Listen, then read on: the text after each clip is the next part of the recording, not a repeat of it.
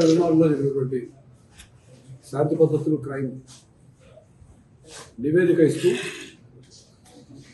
Media ద్వారా ప్రజలకు అందజేస్తూ దాదాపు అన్ని నేరాలు కూడా తగ్గినాయి ఎక్సెప్ట్ సైబర్ క్రైమ్ అని చెప్పడం జరిగింది. సో మేము ఈ మధ్యకాలంలో ట్రెడిషనల్ క్రైమ్ అంతా కూడా కంట్రోల్ చేయగలిగాము. అది ప్రాపర్టీ క్రైమ్ కావచ్చు, బాడీలీ అఫెన్సెస్ కావచ్చు, ఇతరత్ర ఆర్థిక నేరాలు కూడా దాదాపు తగ్గుముఖం పట్టే విధంగా చేయగలిగాము. రోడ్ యాక్సిడెంట్స్ కూడా తగ్గుముఖం పట్టి అన్ని తగ్గుముఖం పట్టింది. కానీ ఒక సైబర్ క్రైమ్ మాత్రం పెరిగింది. సో సైబర్ క్రైమ్ పెరిగింది ఒక విధంగా ఆందోళన చెందవలసిన విషయం అయినప్పటికీ, ఒక విధంగా మేము అంతగా ఆందోళన ఎందుకు చెందట్లేదంటే క్రైమ్ జరుగుతుంది వాస్తవం ఒకటి. దానికి ఉన్న కారణాలు చాలా సహజంగా ఉన్నాయి. చెప్తాను మీకు విషయం. రెండో విషయం ఏంటంటే క్రైమ్ జరిగింది అని రిపోర్ట్ చేయడానికి ముందుకు వస్తున్నారు. తెలుగు కంప్లైంట్ విక్టిమ్ ముందుకు వస్తున్నారు. We're happy about it. Crime జరిగితే పోతే వచ్చింది ఒక 9,000 రూపాయలు 10,000 పోతుంది కాబట్టి అది అడిగేవాడు కాదు. ఇప్పుడు లక్షలు కోట్లు పోతుంది సైబర్ క్రైమ్ చాలా కేసుల్లో. అందుకని వచ్చి రిపోర్ట్ చేయడం కూడా ఒక విధంగా మేము కూడా వచ్చిన కేసులను కూడా అప్పుడప్పుడు రిజిస్టర్ చేస్తాం. అందుకని క్రైమ్ రిజిస్ట్రేషన్ సైబర్ క్రైమ్స్లో పెరిగింది. ఇంకా సహజమైన కారణాలు చెప్పారు. ఏమిటంటే మన డిజిటల్ ట్రాన్సాక్షన్స్ ఎక్కువైపోయినాయి. బ్యాంకులకు వెళ్ళటం, డబ్బులు విత్డ్రా చేసుకోవడం, డబ్బులు కట్టడం తగ్గిపోయింది. అంతా digitised. Online banking, mobile banking, ఇది ఒకటి పెరిగిపోవడం ఉన్నది. అదేవిధంగా మనం ఎక్కువ ఈ రెస్టారెంట్స్ వెళ్ళి దగ్గర నుంచి ఎక్కడ వెళ్ళాలి, షాపుల దగ్గరికి వెళ్ళి దగ్గర నుంచి అంతా స్మూత్ వే ఆఫ్ పేమెంట్ అని చెప్పేసి కార్డ్స్ అయితేనేమి, గూగుల్ పేలు కానీ యూపీఐలు ఏది చేయడం ద్వారా అక్కడ కొన్ని అప్రమత్తత లేనప్పుడు జరుగుతున్న విషయాలు కొన్ని అయితే. రెండవది ఏమిటంటే తెలియక సడన్గా ఫోన్ చేసి మీకు ఏదో ఒక పార్సల్ ఇరుక్కుపోయింది, బాంబేలోనో ఢిల్లీలోనో ఇరుక్కుపోయింది, కస్టమ్స్లోనో, లేకపోతే డ్రగ్స్ సంబంధించిన నేరంలో మీ ఆధార్ కార్డు దొరికింది కూడా దొరికిందని చెప్పడం, లేకపోతే తెలుసో తెలియక మీ బ్యాంక్ అకౌంట్ ఫ్రీజ్ అయిపోతుంది తెలిసి తెలియక ఓటీపీలు చెప్పేయడం, క్షణాల్లో లక్షలు కోట్లు ఆశ్రయిపోవడం, ఇది జరుగుతూ ఉంది. దీని పట్ల మెయిన్ థింగ్ ఏంటంటే మనం చేయగలిగింది అవగాహన చేయటమే. ప్రజల్లో ఎక్కువ అవగాహన ఇవ్వడానికి అన్ని విధాలు ప్రయత్నం చేస్తాం. ప్రతి జిల్లా పోలీస్ కూడా దాదాపుగా ఒక 1 minute 1.5 minute సంబంధించినటువంటి వీడియోలు, ఆడియో క్లిప్స్ బాగా ప్రచారంలో తీసుకుని ప్రజల్ని అప్రమత్తం చేస్తానికి ప్రయత్నం చేస్తాం. అదేవిధంగా మేము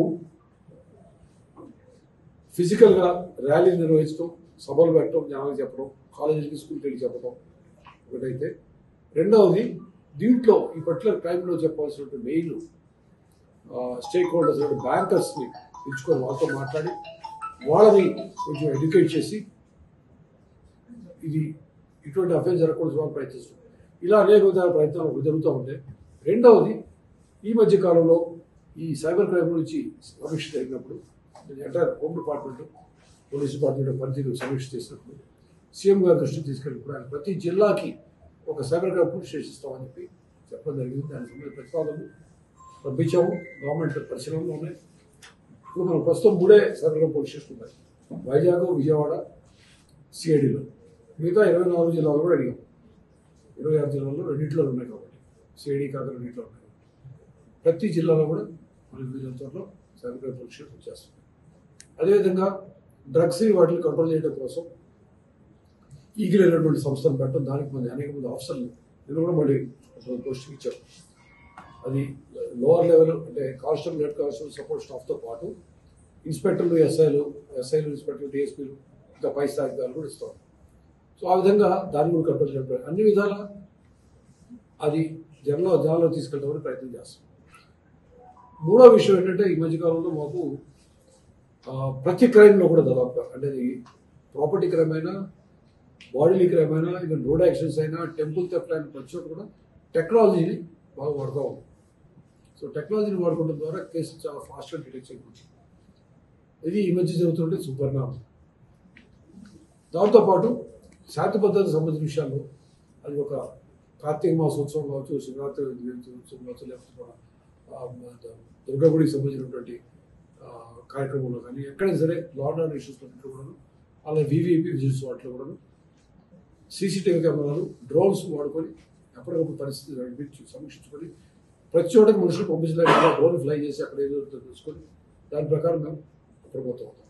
సో ఏ విధంగా చూసినా కానీ ప్రజలకు ఎంత మెరుగైన సేవలు అందించాలనే ఉద్దేశంతో అవసరమైతే కొంత బడ్జెట్ అవసరమైతే దాన్ని వెచ్చించి ప్రభుత్వాన్ని దృష్టికి తీసుకెళ్ళి వాటి నుంచి చాలా కొంత అడిషనల్ బడ్జెట్ కూడా శాంక్షన్ చేయించుకున్నాం. దాని ద్వారా అన్ని విధాలు మేము నేరాలు కంట్రోల్ చేయడానికి ప్రయత్నం చేస్తాం. నేను ఎగ్జాక్ట్గా ఎవరో నాకు తెలియదు, కానీ నేను ఎప్పుడే మీకు చెప్పాను, శాంతి భద్రతలు పూర్తిగా రాష్ట్రం మొత్తంలో కూడా కంట్రోల్లో ఉన్నాయి. నేరాలు కూడా ఒక సైబర్ క్రైమ్ తెప్పించి అన్నీ కూడా తగ్గుముఖం బట్టి కంట్రోల్ కాదు, తగ్గుముఖం పట్టాడు. ఇది ఈ 6 నెలలు సంవత్సరం 24-25 కూడా తగ్గుముఖం పట్టాడు. సో ఇది మాత్రం చెప్పగలుగుతాను. మిగతా ఉంటే నేను ఒకసారి చూసి మళ్ళీ చెప్తాను ఎగ్జాక్ట్గా ఉన్నారో చూసి చెప్తాను. రోడ్డు భద్రత మాసోత్సవాలు ఈరోజు ప్రారంభమైనాయి సార్. మెయిన్గా రోడ్డు భద్రత విషయంలో, రోడ్ యాక్సిడెంట్స్ విషయంలో ఎక్కువ బాగా జరుగుతుంది మానవ తప్పిదాల వల్ల. First point. Second point, 2 wheelers వల్ల ఎక్కువ జరుగుతూ ఉంటాయి.